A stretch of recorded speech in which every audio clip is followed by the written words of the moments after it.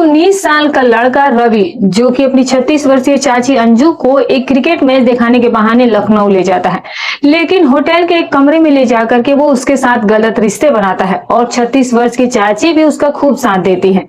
उसके बाद दोस्तों उन दोनों के साथ कुछ ऐसा होता है कि जिसे जान करके आप चौंक जाएंगे। तो चलिए दोस्तों बिना देरी किए कहानी शुरू करते हैं। ये कहानी जो है वो एक सीतापुर जिले के एक छोटे से गांव में रहने वाले 19 साल की रवि की है। रवि एक जिंदा दिल और उत्साही नौजवान होता है जिसे क्रिकेट का बहुत ही ज्यादा शौक होता है। उसका सपना होता है कि वो एक दिन स्टेडियम में जाकर के अपने पसंदीदा क्रिकेट मैच को लाइव देखे। रवि के घर में उसके माता पिता, उसके चाचा चाची रहते थे। उसकी चाची अंजू जो कि 36 साल की थी, उसे भी मैच देखने का बहुत शौक होता है। पिछली बार जब क्रिकेट का सीजन चल रहा था तो रवि ने अपनी चाचा चाची से कहा कि चाचा चाची, इस बार लखनऊ में एक बहुत बड़ा मैच होने वाला है, तो क्या हम लोग स्टेडियम में जाकर देख सकते हैं। उसकी चाची जो है वो मुस्कुराते हुए बोली कि ठीक है, अगर तुम्हारे चाचा को कोई दिक्कत ना हो तो हम लोग बेशक चल सकते हैं। उसके चाचा जो थे, जो कि उस समय अखबार पढ़ रहे थे, वो हंसते हुए बोले कि अरे इसमें मुझे क्या दिक्कत हो सकती है, चलो टिकट बुक करवा लेते हैं। अब दोस्तों अगले कुछ दिनों में रवि ने ऑनलाइन टिकट भी बुक करवा ली। मैच वाले दिन सुबह सुबह रवि और उसके चाचा चाची तैयार हो गए थे। रवि की चाची जो थी वो उस दिन जीन्स और टी शर्ट पहनी हुई थी और बहुत ही ज्यादा आकर्षक भी लग रही थी। रवि जब अपनी चाची को इस तरह देखता है तो देखता ही रह जाता है, क्योंकि उसकी चाची के अभी तो कोई बच्चे भी नहीं हुए थे और इसीलिए वो 36 की भी उम्र में 26 की ही दिखती थी। उसको देख करके रवि के मन में कुछ उथल पुथल महसूस होने लगी थी। उसे समझ नहीं आ रहा था कि अब वो क्या करे, और फिर वो बाथरूम गया और अपने आप को शांत करके फिर वो स्टेडियम की तरफ निकल पड़ा था। उनके घर से स्टेडियम जाने में करीब 6 से 7 घंटे लगते थे। सभी जो है वो ट्रेन पकड़ते हैं और फिर निकल पड़ते हैं। अब रवि के दिमाग में बस उसकी चाची ही घूमे जा रही थी। उसका ध्यान जो था वो मैच देखने पर था ही नहीं। रवि जो था वो ट्रेन में भी अपनी चाची को ही निहारते रह जाता है। शाम तक सभी स्टेडियम में भी पहुंच जाते हैं और फिर अपनी अपनी सीट पर बैठ जाते हैं। मैच जो था वो रात को 7 बजे से शुरू होने वाला था। तीनों कुछ इस तरह से बैठे थे कि उसकी चाची जो थी वो बीच वाली सीट पर थी और रवि और उसके चाचा दोनों बगल वाली सीट पर बैठे थे। मैच जो है वो शुरू हुआ और सभी लोग मैच का आनंद लेना शुरू कर देते हैं, पर रवि जो था वो किसी और ही दुनिया में खोया हुआ था। जब भी चौके छक्के लगते थे तो रवि की चाची जो थी वो बेहद खुश हो जाया करती थी और उछलना शुरू कर देती थी और कभी कभी तो रवि को गले भी लगा लेती थी। इससे रवि का दिमाग जो था वो और भी खराब होने लगा था। अब वो पागल सा हो गया था। रवि भी खूब मजा लेना शुरू कर देता है। जब उसकी चाची उसे गले लगाती थी तो रवि भी उसका खूब फायदा उठाता था। अपनी चाची को वो जगह जगह स्पर्श करता था। कभी कभी तो रवि जो था वो अपनी चाची के प्राइवेट अंगों को भी छू देता था। उसकी चाची को भी कुछ अजीब सा लगता था, पर वो सोचती थी कि शायद हाथ जो है वो गलती से चला गया होगा और फिर वो उस बात पर ज्यादा ध्यान भी नहीं देती थी। मैच खत्म होने के बाद स्टेडियम से बाहर निकलने में काफी समय लगता है। हजारों लोग जो है वो एक साथ बाहर की ओर निकल रहे थे और सड़कों पर जाम सा लगा हुआ था। रात के 11 बज चुके थे। अब जो स्टेशन जाने का कोई साधन था वो मौजूद नहीं था और उस समय की कोई ट्रेन भी नहीं थी। अगली ट्रेन जो थी वो अगले दिन सुबह की थी। रवि के चाचा जी बोले कि लगता है कि आज रात हमें लखनऊ में ही रुकना पड़ेगा, तो चलो किसी होटल को ढूंढते और वहीं पर रह जाएंगे। तीनों एक नजदीकी होटल में पहुंचते हैं जो कि स्टेडियम से ज्यादा दूर नहीं था।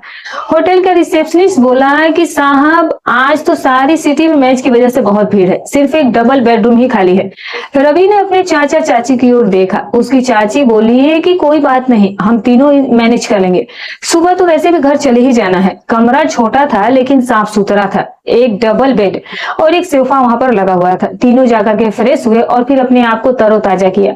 तीनों को काफी जोर की भूख भी लगी थी। रात के 11 बज चुके थे। उसके चाचा जी बोले कि तुम दोनों यहीं पर रुको, तब तक मैं कहीं से खाना लेकर के आता हूँ।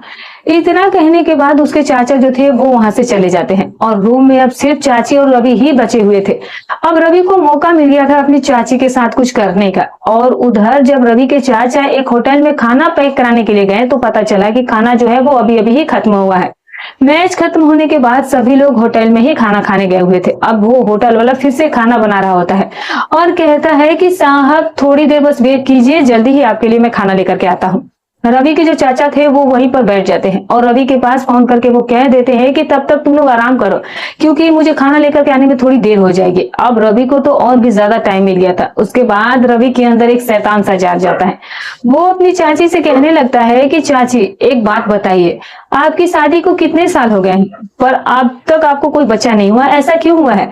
उसकी चाची जो होती है वो कहती है कि ये तो बस ऊपर वाला ही जानता है। तभी रवि जो है वो बोलता है कि मुझे तो लगता है कि चाचा में ही कोई कमी है, अगर आप कहो तो मैं आपको बच्चा दिला सकता हूँ। अब जो उसकी चाची होती है, जैसे ही वो ये बात सुनती है तो वो तो हैरान रह जाती है और फिर कहने लगती है कि रवि, तुम जानते हो कि तुम मुझसे ये क्या बातें कह रहे हो? तुम होश में तो हो?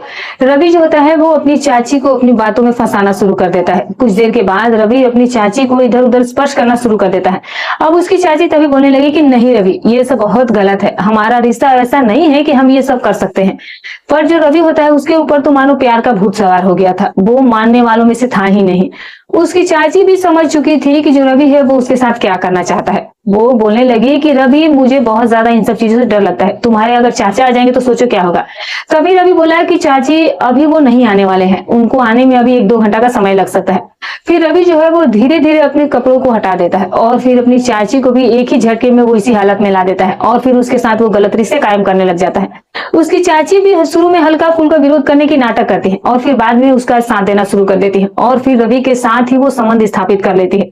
अब रवि के ऊपर तो मानो चाची का नाम का बुखार ही चढ़ गया था, क्योंकि अब जो सिलसिला एक बार शुरू हुआ था वो चाहता था कि यही सिलसिला जो है वो लगातार बना ही रहे।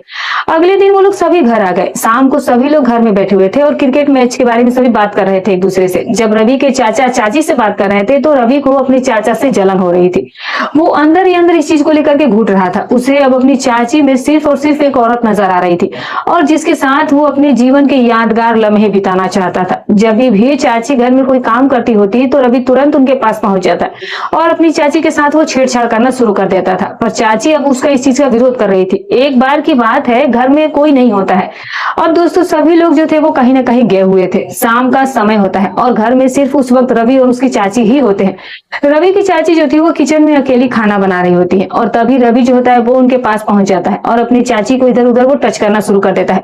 रवि अपनी चाची के साथ सब कुछ करने की कोशिश करने में लग जाता है और तभी उसकी चाची उसका विरोध करती है। चाची ने रवि को साफ मना कर दिया कि गलती जो है वो एक बार होती है, बार बार इन चीजों को नहीं दोहराया जाना चाहिए। तो वो कहने लगता है कि चाची, गलती एक बार हो या 100 बार हो, गलती तो गलती ही रहती है। और रवि जो है वो अपनी चाची को अपनी बातों में फिर से फंसाना शुरू कर देता है। अब इस तरह से उसने अपनी चाची की बातों में उलझा कर उनके साथ किचन में ही उसने वो गलत काम करना शुरू कर दिया था। अब एक ही घर में रोजाना इन लोगों का मिलना जुलना जो था वो होने लगा था, तो अब चाची को भी कहीं ना कहीं रवि से लगाव होना शुरू हो गया। रवि सिर्फ 19 साल का था तो वो अभी भी चाची के कमरे में आता जाता रहता था। घर वाले को भी इस चीज से कोई एतराज नहीं था, क्योंकि जब परिवार एक साथ रहते हैं तो फिर कोई भी एक दूसरे पर शक कभी नहीं कर सकता है, क्योंकि इस तरह के रिश्ते के बारे में कोई सोचता ही नहीं है। लेकिन किसी को क्या पता था दोस्तों कि यहाँ चाची और महज 19 साल के भतीजे के बीच इस तरह का रिश्ता चल रहा था। यही सब होते होते लगभग 15 महीने का यानी कि तकरीबन 1.5 साल का समय गुजर जाता है और तभी एक दिन जब ये दोनों गलत रिश्ते काम कर रहे थे तभी रवि की माँ ने रवि और रवि की चाची को रंगे हाथ पकड़ लिया था। ये देख करके रवि डर गया था और उसकी चाची भी इस चीज से काफी घबरा गई थी। वो सोचने लगी कि जेठानी जी जो है ये बात जो है वो पूरी दुनिया को बता देंगे और फिर इससे मेरी बहुत ज्यादा बदनामी हो जाएगी। फिर रवि ने तुरंत अपनी माँ से माफी मांगी और उसकी चाची भी इस चीज को लेकर के काफी ज्यादा शर्मिंदा हुई और फिर उन्होंने भी रवि की माँ से माफी मांगी।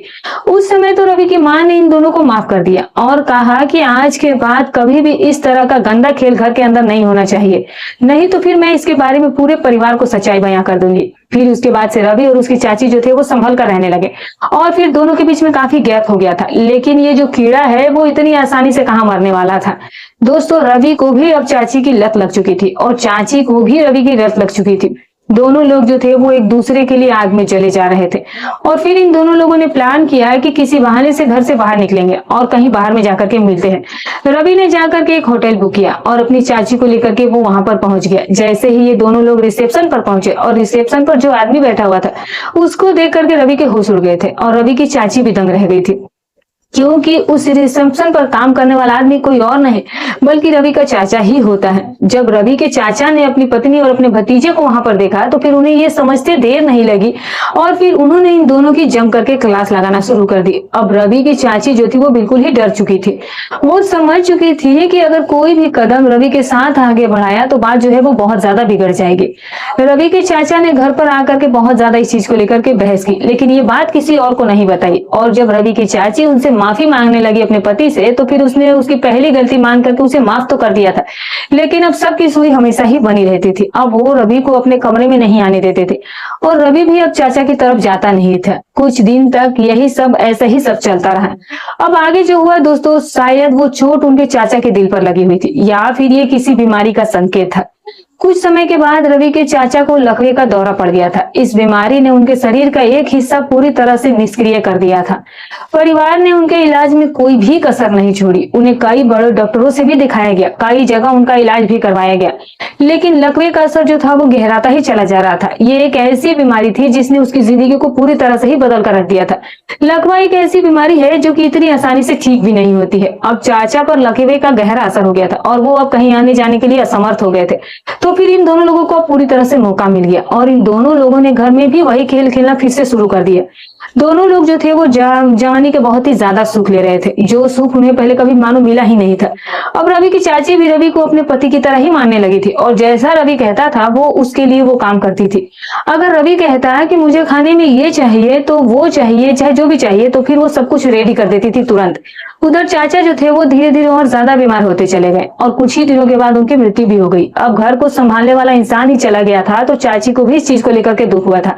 कुछ दिन तक दोनों ही लोग चाचा का दुख मनाते रहे और फिर उसके बाद उन्होंने अपना कार्यक्रम दोबारा से जारी कर दिया। अब जब बहुत ज्यादा मिलना जुलना होने लगा तो चाची भी प्रेग्नेंट हो गई।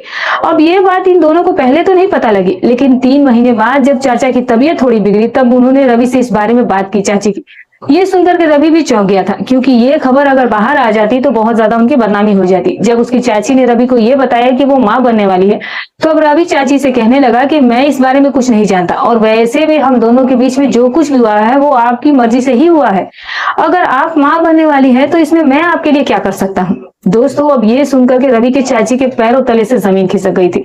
वो रवि से ये कहने लगी थी कि तुमने मेरा इतने समय तक इस्तेमाल किया और अब जबकि मैं तुम्हारे बच्चे की माँ बनने वाली हूँ तो तुम मुझसे इस तरह से रूड होकर के बातें कर रहे हो और फिर मुझसे पीछा भी अब छुड़ाने की कोशिश कर रहे हो। ये बात सुनकर के रवि कहने लगा कि अगर मैं तुम्हारी बात को मान भी लूं तो भी मैं कौन सा तुमसे शादी कर सकता हूँ। तुम जो है रिश्ते में मेरी चाची हो और जो कुछ हो चुका है अब उसे भूल जाओ। मैं इसमें तुम्हारी कोई भी मदद नहीं कर सकता हूँ।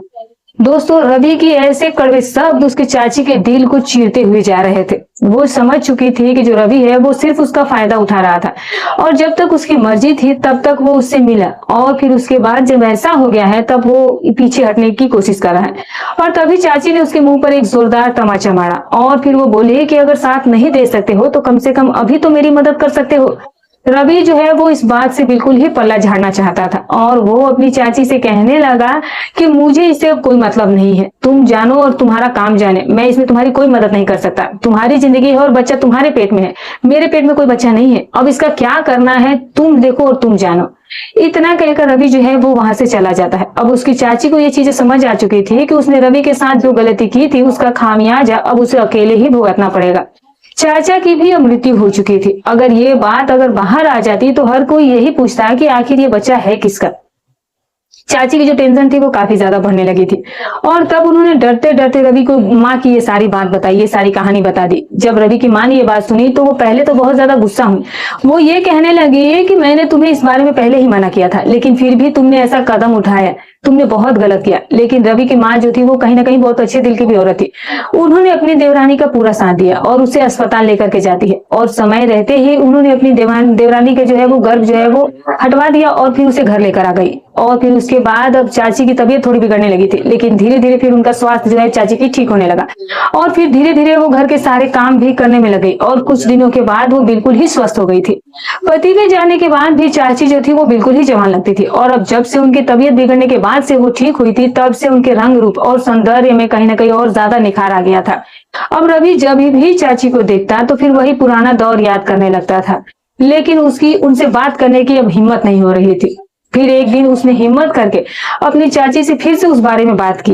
जैसे ही उसने ये कहा कि चाची ने उसके तुरंत डांटा और फिर उससे बोली कि आज के बाद मुझसे इस तरह की बात भूल से भी मत करना। अब रवि का दिल जो था वो रवि चाची को देख करके दिल उसका बेकाबू हो रहा था। वो सोच रहा था कि बस एक बार फिर से चाची के साथ सब कुछ करने का मौका तो मिल जाए और फिर कुछ दिन तक वो शांत रहा और फिर उसके बाद चाची के पास दोबारा पहुंचा तो इस बार उसकी चाची ने उसे कहा कि ठीक है, मैं तुमसे रात में मिलने के लिए तैयार हूँ, लेकिन जब मैं कहूँ तभी तुम आना। अब जो चाची थी वो फिर पूरी तैयारी के साथ एक कमरे में जाकर के बैठ जाती है और फिर वहां से उन्होंने रवि को मैसेज किया कि कमरे में आ जाओ। रवि जैसे ही कमरे में पहुंचा तो फिर तुरंत वो चाची पर झपट पड़ा था और तभी तुरंत रवि की मां ने कमरे की लाइट जला दी। जैसे ही रवि ने अपनी मां को अपने उस कमरे में खड़े हुए देखा तो उसके चेहरे की हवाइयां उड़ गई थी और फिर रवि की मां ने रवि को 2-3 जोरदार तमाचे मारे और कहा कि तुमने तो रिश्तों को भी शर्मसार कर दिया है।